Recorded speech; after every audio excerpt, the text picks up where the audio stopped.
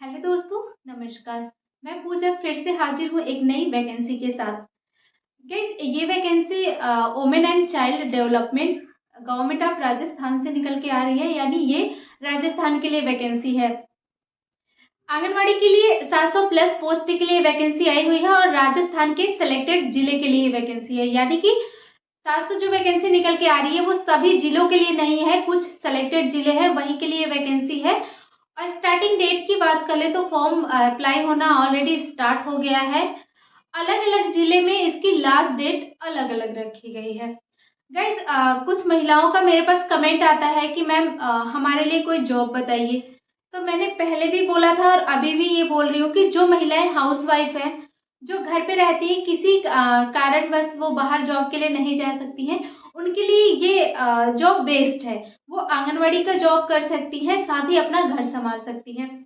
आंगनवाड़ी की जॉब में इसका सिलेक्शन प्रोसेस में भी बहुत ज़्यादा प्रॉब्लम नहीं आती है और जॉब के लिए बहुत ज़्यादा आपको फ्रस्ट्रेशन नहीं होगा, बहुत ज़्यादा काम का भी प्रेशर नहीं रहता है। मतलब ये हाउसवाइफ के लिए बहुत बेस्ट है।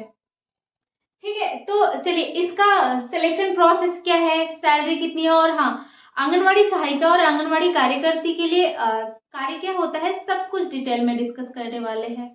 सो वीडियो में लास्ट तक बने रहिए। चलिए वीडियो शुरू करते हैं।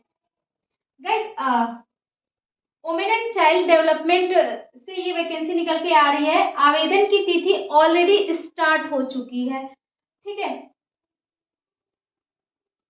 लास्ट डेट की बात करें तो लास्ट डेट अलग अलग जिलों के लिए अलग अलग है। सो मैं अभी बताऊंगी कि किस जिले में कितनी वैकेंसी है, किस जिले के लिए वैकेंसी निकल के आई है और कहाँ के लिए लास्ट डेट क्या है। ठीक है, आवेदन शुल्क की बात कर ले तो निःशुल्क रहने वाली है। एक भी रुपए आपको चार्ज पे नहीं करना है, बिल्कुल फ्री में आवेदन करना है। योग्यता की बात कर ले तो 10th पास, 12th पास मांगी गई है।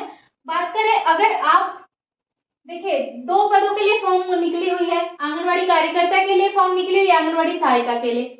अगर आप आंगनवाड़ी सहायिका के लिए फॉर्म को भरते हैं तो अगर आप 10th पास है तो भी ठीक है, अदरवाइज अगर आपने 8th पास किया है, अगर आप 8वीं तक पढ़ी हैं तो भी ठीक है, आप फॉर्म को भर सकती हैं। लेकिन अगर वहीं आप आंगनवाड़ी कार्यकर्ता के लिए फॉर्म को भर रही हैं तो आपके पास 12th पास की डिग्री होनी चाहिए। ठीक है, क्लियर है। बाकी आयु की बात करें तो अगर आप जनरल, ओबीसी, ईडब्ल्यू एस के अंदर में आते हैं तो मिनिमम आयु 21 साल और मैक्सिमम आयु 35 साल रखी गई है, जो महिलाएं जनरल, ओबीसी और ईडब्ल्यू एस के अंदर में आती हैं।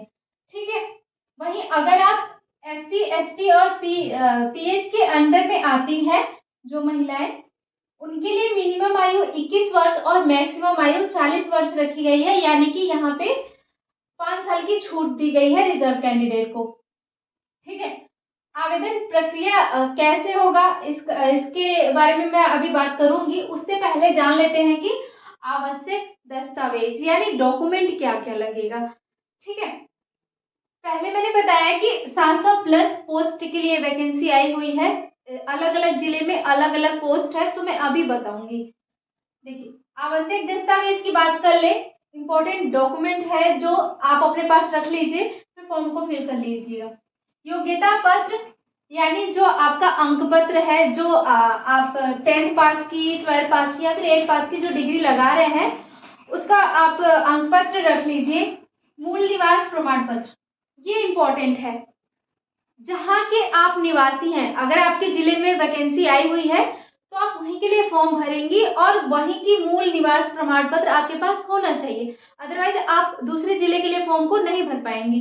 ठीक है, जाति प्रमाण पत्र होना चाहिए।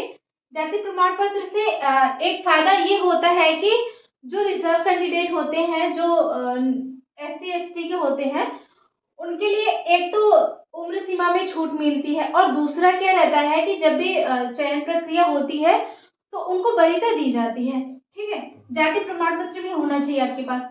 अगर आप विवाहित हैं तो विवाह सर्टिफिकेट होना चाहिए। अगर आपके पास विवाह सर्टिफिकेट नहीं है ऑप्शन तो ठीक है, कोई बात नहीं, आप अपने ग्राम प्रधान से एक प्रमाणित किया हुआ कॉपी लगा दीजिएगा, वो प्रमाणित करके देंगे कि ये हमारे ग्राम के निवासी हैं और ये वैवाहिक है। ठीक है। अदरवाइज अगर आप विधवा हैं तो विधवा प्रमाण पत्र, अगर विधवा प्रमाण पत्र नहीं है तो भी आप ग्राम प्रधान से लिखवा के उसकी कॉपी लगा सकती हैं। ठीक है। बीपीएल कार्ड या राशन कार्ड का कॉपी लगेगा और 2 फोटो, इतने डॉक्यूमेंट आप रख लीजिएगा। ठीक है। अब वेतन कितनी होती है इसके बारे में मैं अभी बात करूंगी। देखिए वेतन देख लेते हैं तो कार्यकर्ता के लिए जो स्टार्टिंग होता है वो 10,000 प्लस यानी 10,000 से 12,000 की स्टार्टिंग होती है उनकी सैलरी। आंगनबाड़ी सहायिका का थोड़ा कम होता है, वहाँ स्टार्टिंग इनकी 6,000 से होती है। ठीक है। और कार्यकर्ती की बात करें तो 10 से 12,000 तक इनकी सैलरी होती है। ठीक है। स्टार्टिंग होती है, ये सैलरी अलग अलग दी जाती है। जैसे अगर आप गांव से बिलोंग करती हैं, आप गांव के लिए वैकेंसी भरती है, या फिर आप शहर से बिलोंग करती है तो उनको थोड़ा ज़्यादा मिलता है, अगर आप गांव में रहती है तो थोड़ा कम मिलता है। ठीक है। अब देखिए आवेदन प्रक्रिया की बात कर ले तो आवेदन आपको कैसे करना है। मैंने अभी बताया आवेदन शुल्क नहीं लगेगा, 1 भी रुपए आपको आवेदन शुल्क नहीं देना है। आपको फॉर्म कहाँ से मिलेगा, ये बहुत लोगों का क्वेश्चन रहता है। तो आवेदन आपको ऑफलाइन करनी है। आपको अपने नज़दीकी ब्लॉक में जाना है, ब्लॉक पर जहाँ आंगनबाड़ी सुपरवाइजर की वर्किंग होती है, आप वहाँ जाएंगे। वहाँ पे बोलिएगा कि हमें आंगनबाड़ी के लिए फॉर्म फिल करना है, हमें फॉर्म दीजिए। फॉर्म की आप 2 कॉपियाँ लाइएगा, या फिर आप 1 कॉपी आप लेते हैं तो उसका फोटोकॉपी करवा लीजिएगा। इस फॉर्म को 2 प्रति में जमा करना है, यानी एक फॉर्म लीजिएगा, उसको अच्छे से भरिएगा। हाँ, भरने में कोई गलती नहीं करिएगा, क्योंकि इसमें आप संशोधन का डेट नहीं दिया है, और एक बार आप ऑफलाइन फॉर्म भरते हैं तो उसके बाद संशोधन नहीं कर सकते हैं। तो एक कॉपी का आप भरिएगा। उसके बाद ये जो डॉक्यूमेंट है, योग्यता पत्र, मूल निवास प्रमाण पत्र, जाति पत्र, विवाह या विधवा पत्र, बीपीएल या राशन कार्ड और फोटो के साथ एक कॉपी तैयार कर लीजिएगा। सेम उसी तरह दूसरा कॉपी भी तैयार करिएगा। ठीक है। 2 कॉपियों में आपको आवेदन पत्र को जमा करना है, वहीं पे जहां से आप फॉर्म को लेंगे। क्लियर है। अब ध्यान से समझ लीजिए, आप सब वीडियो अच्छे से देखते नहीं हो, फिर बार बार कमेंट करते हो मैम फॉर्म कहाँ से लेना है, भरना कैसे है।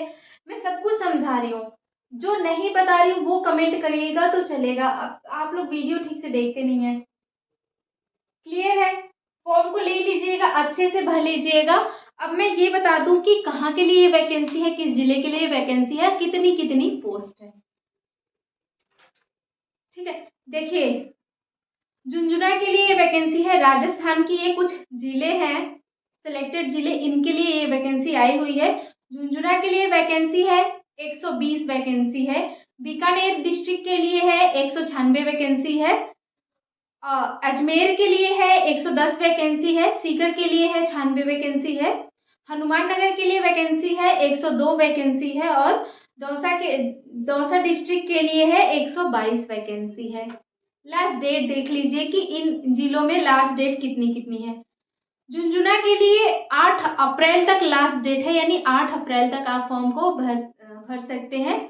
तो आप लास्ट डेट का वेट मत करिएगा, क्योंकि ये जब आप वहाँ अपने नज़दीकी ब्लॉक में फॉर्म लेंगे, वहाँ भर के जमा करेंगे, तो वो आगे फॉर्म को प्रोसीड करते हैं, तो उसमें थोड़ा टाइम लगता है।